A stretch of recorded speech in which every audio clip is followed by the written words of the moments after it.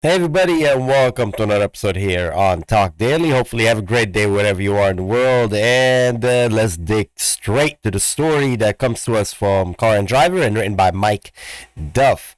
It's regarding the Mercedes AMG C43, and it's a fantastic machine. I'm not just saying that because it's luxurious and it's an AMG and it's fast. It's just the outright technology that's in this vehicle.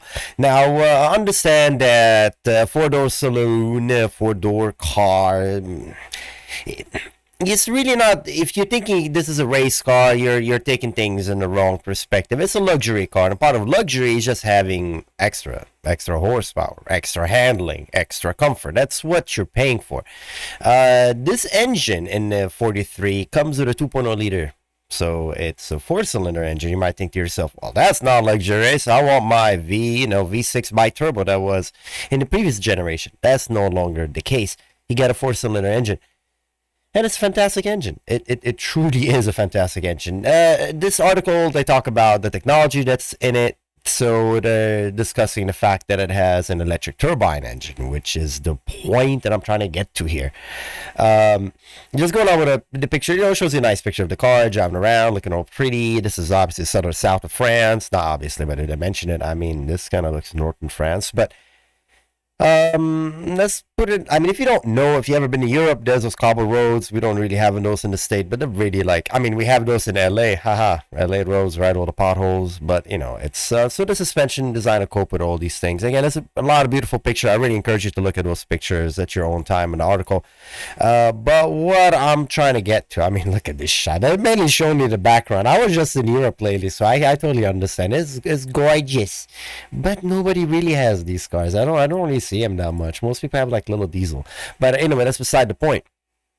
It's a fantastic machine. It truly is. And the technology it has, that electric turbine technology is fantastic. And that comes straight from Formula One. There's a little article I want to show you here that discusses it a little bit. Let me get this more in perspective. Let's see if I can get it. There you go. There it is. All right, this is from Design News, and this article is a fantastic read. There's a lot of GIF in it, and I explain to you how the technology works and how basically what you're looking at here is that basically electric motor that spins the turbine. You might think to yourself that, wow, what's so special about this? Well, it truly is. I grew up fixing cars, modifying.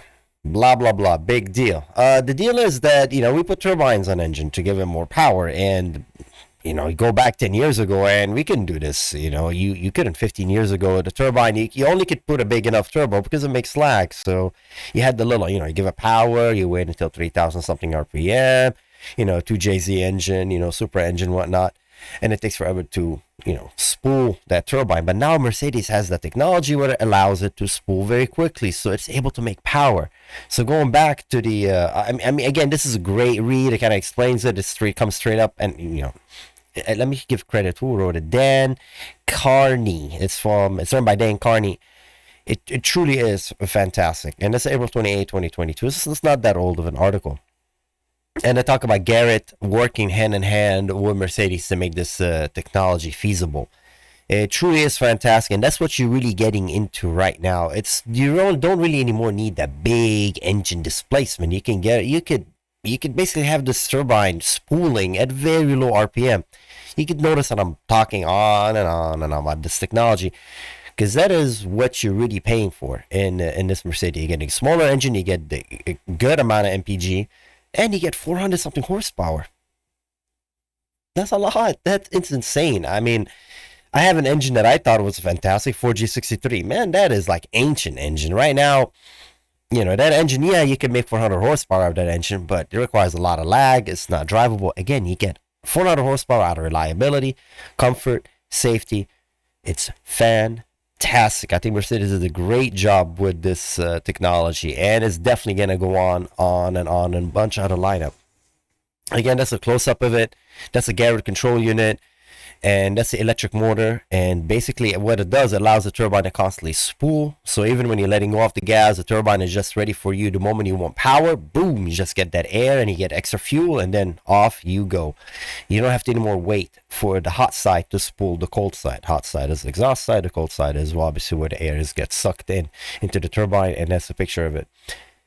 Again, I think it's fantastic, and we're gonna see this technology, and that's straight up from Formula One. So well done for Mercedes. Great job bringing this technology into the mainstream vehicle. So let me adjust this now. Let's get this in the middle. There it is. So moving on with the article, let's just look at the numbers. Again, beautiful pictures, bunch of English. They complain a little bit about the car having, you know, the you know, to me, I go like, because, okay, those paddle shifters, they're saying, oh, you know, when you're going with a paddle shifter, it's not as crisp, there's a little hesitation.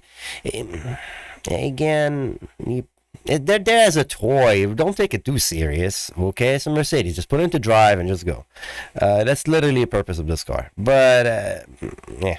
Anyways, the interior looks fantastic. The display is huge, and I really love the steering wheel. Mercedes going back to their 60s. I don't know if you've ever been in an old Mercedes, like 50s and 60s. They had the little horn in the middle. There was no airbag, but this actually is an airbag. I think it looks fantastic. I really can't knock this car at all. There you go, turbo electrified, beautiful. Again, it's a shot of the interior. I think it's beautiful. That's the steering wheel. Look, I love it. I don't know about y'all, but I truly love it. Let's just get to the point. How much does this car cost? Because I've been talking about it a lot. I love it. 63,000 estimate. MPG is not that fantastic. It's saying the highway 28 and the city 19. It's wow. It's a huge. But hey, you know, combined 22. Again, it's not a light car. Okay, it's like almost like, what is it, 3,800 pounds. It's not a light car. Okay, they're saying it's lighter right now because they had the engine on the front is a little bit smaller. It's a 4-cylinder instead of V6, but they took some measures to lighten it. There you go, curb weight 4,000 pounds. This is heavy. It's a heavy car, but acceleration 0 to 64 seconds, that's plenty. Every time I see these numbers, it's probably with launch control and whatnot. So I'm more of a fan of like 5 mile per hour to 60 because I don't launch cars. If you've ever been in a car that has launch control, I mean, really setting it a light, going bum bum bum bum bum bum bum, drop the brake. You know, this is stupid. So I just like the fact you put your foot down, you go, and this car does that. It's power, the range, the power is always there. You're never out of boost, so you always accelerating. You always have power to keep you going. 402 horsepower, 6,750 RPM, and 369 foot-pound of torque at 5,000 RPM. That is plenty. 9-speed automatic, and this is a wet clutch, so it's not, you know, it didn't have that little slop. It's actually a little bit more responsive. I'm not gonna say it's as responsive as a manual, as a, you know, dual clutch, but it's good. And again, I talk about the suspension, adaptive suspension. I have nothing but praise for this vehicle. I love it. I truly do. I truly love this car. I love everything about it. Wow, look at the interior. Look at the acceleration pedal, brake pedal. Look at all this data. Again, to me, I just wish you could put a movie on this and drive. Again, pay attention to the road, but you understand me, right? I mean, that's the way I think about it. But again, it's just a fantastic vehicle. Fantastic all around. Oh, it's a beautiful car. And in the end of the day, if you want to take it to the track, definitely capable of going to the track. I mean, just having fun, you know, obviously, you know, not really competing much, but it's there if you want to do so. But I think the most thing about it is that you can commute in this car, and the moment you want some sportiness, the car just, boom, just responsive. You know, it gives you that little performance, or gives you that performance when you need it. So again, it's a fantastic car. I love it. I love the red seat belt. There's really nothing about this car I don't like. If you miss the V6 twin turbo, or you miss the V8 and the stuff, well, that's gone. That's bygone. And now you're getting a smaller engine that gives you the same amount of horsepower. They're complaining. Okay, so let's talk about the negative side. The sound synthesizer. I don't like fake things. I don't know. I'm old school. I just like I don't know. I mean, I'm not fake, but I understand why they have that sound. You know, when they let go of the gas, it gives it a little pop sounds. Now that's kind of synthesized into the cabin. The sound. A lot of modern cars do so. Porsche does it. BMW do it. A lot of cars do so when they give you that sound, enhanced sound inside of the cabin, so you get that sound effects that you miss of your engine. Some people like it. Some people don't. I personally don't like it, but just because I feel like it's fake, but it's not fake. It's there. The sound is being emitted into the cabin, except it's not the mechanical sound. It's just a digital sound. I'm not a big fan of it, but they were here talking about it in the article, saying they were not a big fan of it either. It's up to the consumer. Yeah, I'm pretty sure you can turn it off if you don't like it. The sound again. I just talking about the sound of the engine. It doesn't sound as a V6. Well, of course, it's not going to sound like a V6, but it gives you the performance, and again, it gives you the luxury. I mean, I really love this car. It's so classy. It's so understated. It gives you power, and it's there, and it's just nice. This Mercedes recipe is a classic recipe, and keep it up, Mercedes. And I'm happy that technology is trickling down from Formula One and it's making its way into the consumer. I think that's fantastic. Last thing to talk about, a quarter mile, 12.4 second. I mean, that's a 12-second quarter mile car. That's already fairly quick. It's a 5-passenger, 4-door vehicle.